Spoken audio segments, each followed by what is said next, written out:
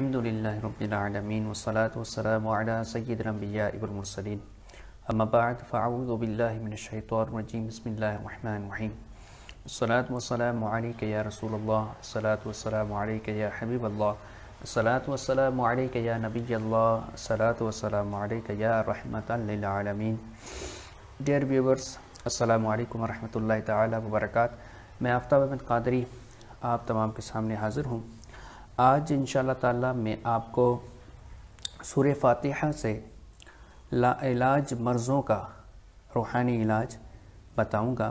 اللہ تعالیٰ اس کوشش کو قبول فرمائے اور آپ بھی ان ویڈیوز کو آگے ضرور شیئر کیا کریں۔ آئیے سورہ فاتحہ کے عمل سے پہلے میں کچھ آپ کو فضائل و برکات سورہ فاتحہ کے متعلق احادیث مبارکہ سے سناتا ہوں۔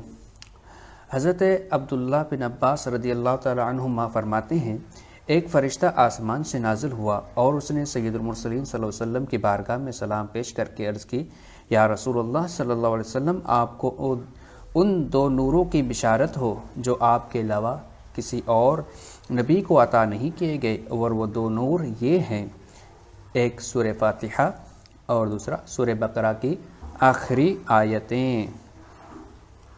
ایک اور حدیث پاک میں آتا ہے کہ حضرت ابی بن کعب رضی اللہ تعالی عنہ سے روایت ہے کہ حضور پر نور صلی اللہ علیہ وسلم نے ارشاد فرمایا کہ اللہ تعالیٰ نے تورات اور انجیل میں ام القرآن کی مثل کوئی صورت نازل نہیں فرمائی، اور ام القرآن، ام الکتاب یا سورہ شافیہ، سورہ شفا، یہ سبھی سورہ فاتحہ کے ہی نام ہیں۔ دوسری روایت سنتے ہیں۔ حضرت عبد الملک بن عمیر رضی اللہ تعالی عنہ سے روایت ہے، نبی کریم صلی اللہ علیہ وسلم نے ارشاد فرمایا، سورہ فاتحہ ہر مرض کے لیے شفا ہے۔ میرے پیارے بھائیوں، دیکھا آپ نے احادیث مبارکہ سے سورہ فاتحہ کے بیانات، سورہ فاتحہ کے فضائل آپ نے سنے، اور حضور علیہ الصلوۃ والسلام نے خود ارشاد فرما دیا کہ سورہ فاتحہ ہر مرض کے لیے شفا ہے۔ تو میرے پیارے بھائیوں اور سننے والے تمام احباب حضرات، حضور کے فرمان جب آگے، اب اس کے آگے کوئی چیز نہیں۔ اب دیکھتے ہیں کہ ہمارے معاشرے میں طرح طرح کے مرض جنم لے رہے ہیں، چاہے روحانی ہو یا جسمانی مرض ہو۔ حضور کا یہ فرمان کہ ہر مرض کے لیے شفا سورہ فاتحہ ہے، تو اسی بات کو پیش نظر رکھتے ہوئے انشاءاللہ تعالی میں اس کا آپ کو استعمال کا طریقہ بتاؤں گا۔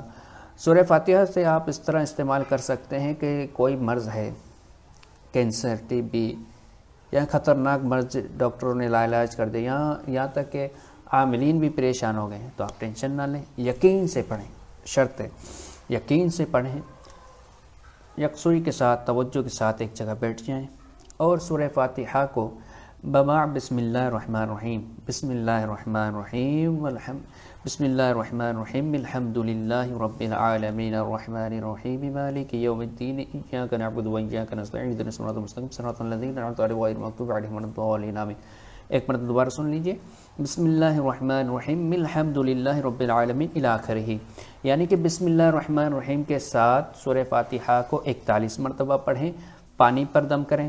اگر کسی جنات جادو کا مرض ہے یا کوئی اور مرض ہے تو آپ تیل پر دم کریں، تیل پر اور پانی پر دم کر دیں۔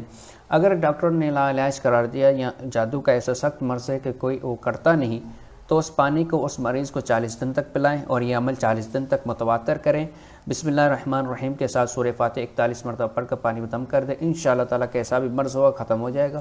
اس کے علاوہ اگر کسی کو جنات یا جادو کا مرض ہے تو اس تیل پر دم کریں، وہ جسم پر لگائیں، تیل استعمال کریں، کانوں پر 2 قطرے، ناک کے نتھنوں پر لگائیں۔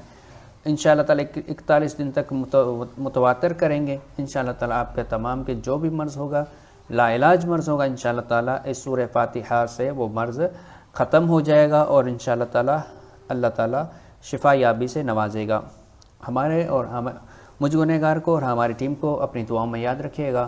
السلام علیکم ورحمۃ اللہ تعالی وبرکاتہ۔ اور آپ سے یہ بھی گزارش کی جاتی ہے کہ ہمارے چینلز کو ضرور دیکھا کریں، ہمارے جو یوٹیوب چینل ہے ان کو بھی سبسکرائب کریں اور لائک کریں، ہمارے ویڈیوز کو شیئر کریں، کیونکہ اچھی بات پھیلانا بھی اچھی بات ہے۔